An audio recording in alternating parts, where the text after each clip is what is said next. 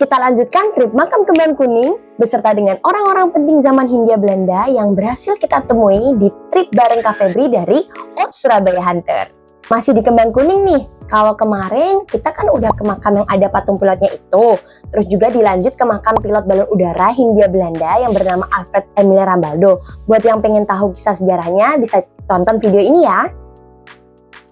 Ternyata di balik makam patung pilot yang kami temukan itu ada makam istri tercinta Dr. Sutomo yang bernama Everdina Sutomo Bruring yang meninggal karena tidak cocok dengan iklim tropis di Indonesia.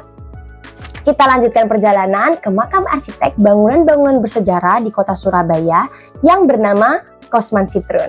Karya-karya dari Kosman Sitrun ini meliputi beberapa bangunan bersejarah. Salah satunya yang paling megah dan terkenal adalah Lawang Sewu yang ada di kota Semarang, yang dulu menjadi kantor pusat Nederland Indies Spoorweg maskapai pada tahun 1904. Setelah itu, beliau pindah ke Surabaya pada tahun 1915 untuk merancang bangunan Balai Kota Surabaya bersama Wali Kota Pembangunan Kota Surabaya yang kala itu bernama Gerrit Jan Dekerman. Karena karyanya yang luar biasa, akhirnya beliau juga dijadikan arsitek pribadi oleh Dekerman untuk membangun kota Surabaya. Di antaranya ada beberapa bangunan seperti perombakan gedung Societe Concordia pada tahun 1917 sampai 1918, Rumah Sakit Darmo tahun 1918, ada juga perusahaan alat makan khas Belanda yang bernama Becher van Kempen pada tahun 1918 yang sekarang menjadi Hotel Varna di Jalan Tujungan, rumah tinggal di Jalan Kayon, gedung sindikat gula di Jalan Raja Wali yang dibangun tahun 1917, ada juga jembatan kayu Kebon Dalem yang dibangun 1918 yang sekarang bernama Jembatan Sindu Negara.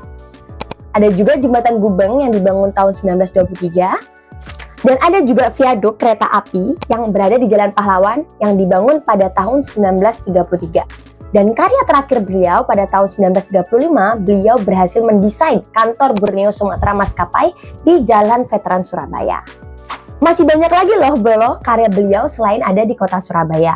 Nah, buat bolo-bolo Malang nih, coba cari tahu karya beliau yang ada di Malang. Banyak banget loh. Kalau udah tahu, tulis di kolom komentar ya.